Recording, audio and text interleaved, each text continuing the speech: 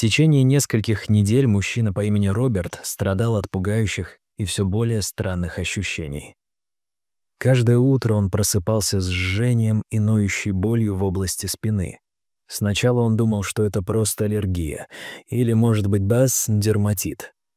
Но то, что он увидел позже, навсегда изменило его представление о реальности. Роберт жил в старой квартире в пригороде Бергене, Норвегия. Его будни были однообразны: работа в офисе, тихие вечера в одиночестве и бессонные ночи, когда его кожа будто полыхала изнутри.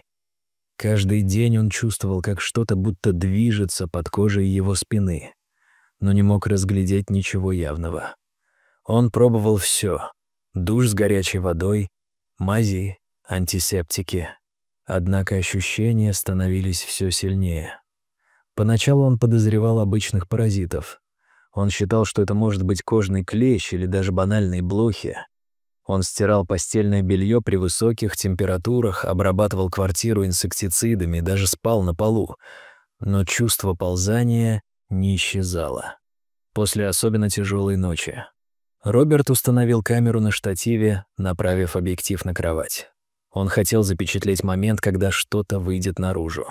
Утром он просмотрел записи. Долгое время ничего не происходило. Но примерно в 3 часа ночи одеяло слегка приподнялось, и Роберт заметил еле уловимое движение под своей кожей в районе лопаток. Было ощущение, что кожа дышит. Он перемотал момент снова. Движения были неотъемлемы от его тела, как будто что-то жило внутри него. На следующий день он вызвал специалиста по дезинфекции. Мужчину звали Ларс Нюгрен. Это был спокойный пожилой эксперт, проработавший всю жизнь с вредителями. Он осмотрел квартиру, проверил мебель, матрас, даже разобрал деревянный каркас кровати. После часа молчаливой работы он посмотрел на Роберта с недоумением. «Никаких следов насекомых. Ты уверен, что ощущения появляются ночью?» Роберт кивнул. «Да. Каждую ночь усиливаются. И я думаю, это внутри меня».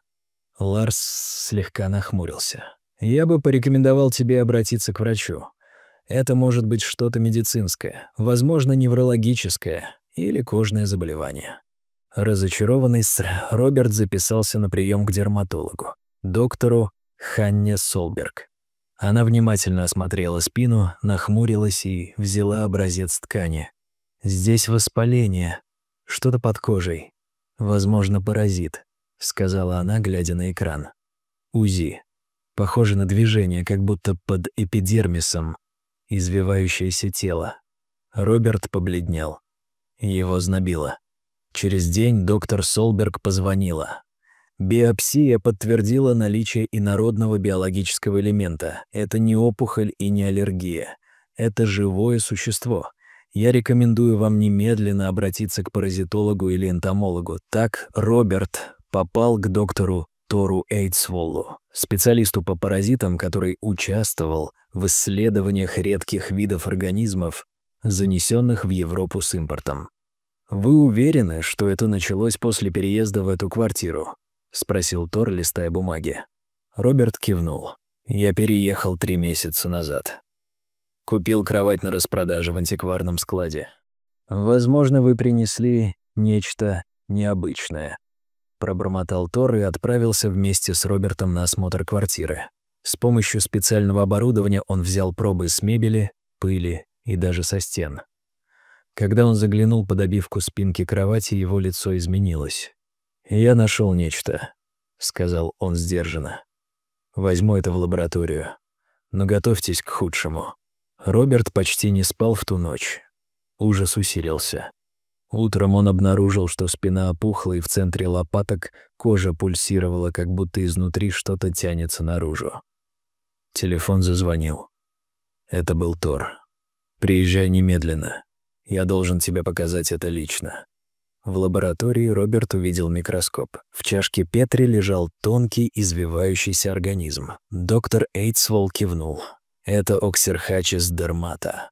Паразитический подкожный червь, редко встречающийся за пределами тропиков. Он зарывается под кожу и живет между мышечными слоями. Его яйца откладываются внутри тканей и вылупляются в течение нескольких недель. То есть во мне змея? Выдохнул Роберт. Почти. Это не змея в привычном смысле, но организм червеобразной формы, длиной до 15 сантиметров. Учитывая симптомы, она достигла взрослой стадии. Нужно срочное хирургическое вмешательство. В тот же вечер Роберта госпитализировали в операционной. Врачи с трудом извлекли движущееся существо, которое изогнулось, когда его вытянули из-под лопаточной зоны. Оно извивалось еще несколько секунд после извлечения. Операция прошла успешно. Через неделю Роберт снова встретился с Тором. «Мы установили, — сказал ученый, — что яйца паразита были занесены с тканевой обивкой кровати, произведенной в Южной Азии. Случай уникальный. Теперь мы внесли этот вид в международные базы. Возможно, это поможет предотвратить подобные инциденты в будущем. Дорогие зрители, как вы считаете, стоит ли уделять больше внимания происхождению предметов интерьера?